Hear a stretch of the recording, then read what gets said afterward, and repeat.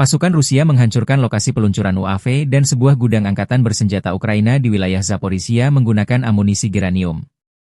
Serangan ini terekam dalam video yang dipublikasikan pada 26 Maret 2025. Serangan tepat sasaran menimbulkan asap tebal. Jumlah kerugian personel Ukraina tak dirinci. Rusia terus menggunakan drone dan amunisi presisi untuk menyerang infrastruktur militer Ukraina di wilayah tersebut.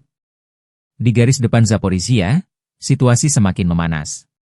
Dalam 5 hari terakhir, Angkatan Darat Rusia berhasil memperkuat kendali atas Tepove dan Malish-Cherbaky. Selain itu, pasukan Rusia dilaporkan mulai memasuki rumah-rumah pertama di Lobkove, menunjukkan kemajuan mereka di medan perang. Konflik Rusia-Ukraina memasuki hari ke-1127. Meskipun perjanjian damai sedang berproses di Arab Saudi, namun intensitas serangan di garis depan tak mengendor.